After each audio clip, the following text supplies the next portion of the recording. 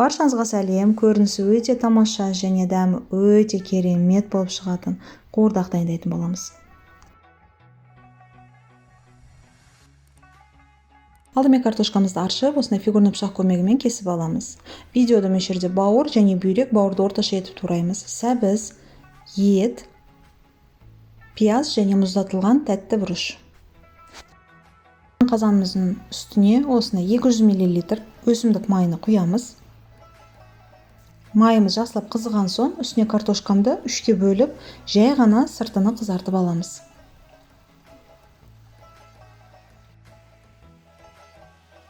Қызарған соң, осындай қазанымыздан алып аламыз картошкамызды. Қалған картопымызды дәл осындай етіп қуырып аламыз. Осы майдың үстіне картошканы қуырып болған соң, пиязымызды салып қуырамыз. 1-2 араластырып жіберген соң, үстіне етімізді саламыз. Еттен соң бүйректі салып қуырамыз.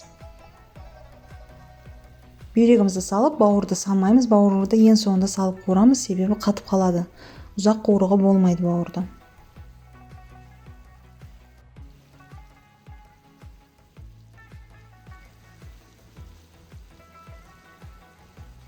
Етіміз осылай әдемілеп қызарды. Үстінен сәбізді және бауырды қосып, 2-3 минут шамасына қуырамыз.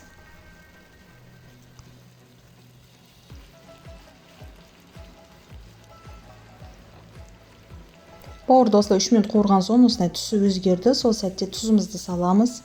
Көп салып жібермеңіздер, себебі картоптың үстіне тағы да тұз қосылады.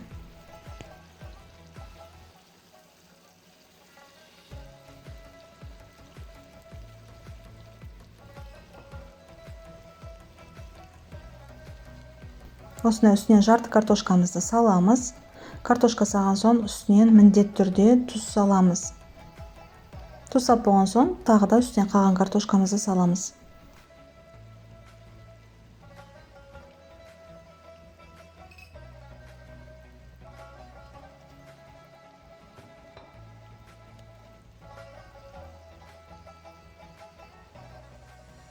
Осылай картошкамызды қазанымызға салып алдық. Үстінен тәтті бұрышымызды саламыз. Менде мұздатылған тәтті бұрыш.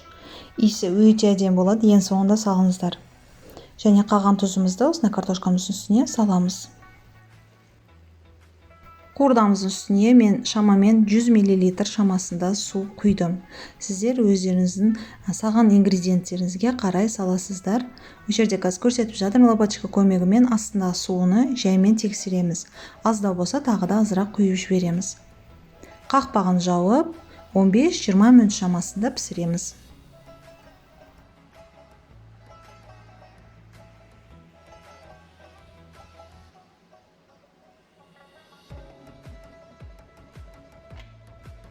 Дайын болғанға дейін салат жасаймыз. Айран және соломка етіп туралған редиска, қияр, көк пияз, укроп және аздаған тұз салып араластырып, осындай жеңіл көктемнің салатын жасаймыз. Осымен осындай қуырдағымыз дайын. Бісміллә деп қақпағын ашамыз қазанымыздың. Өте әдемі болып піскен. Жеңіл етіп араластырамыз. Араластырып дастарханымызға тартамыз.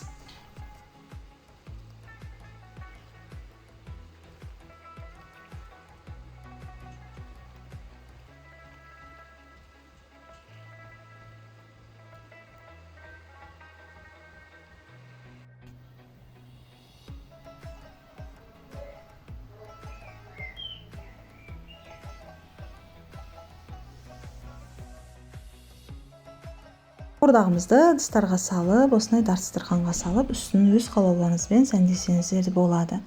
Әркімдің дайындау әдісі әртүрлі. Мен жай ғана өзім қалай үйге дайындайтын болсам, солай жасап сіздерге көрсеттім. Дәл осы әдіспен бауырды осындай етіп пісіретін болсаңыздар, бауыр өте жұмсақ болып піседі.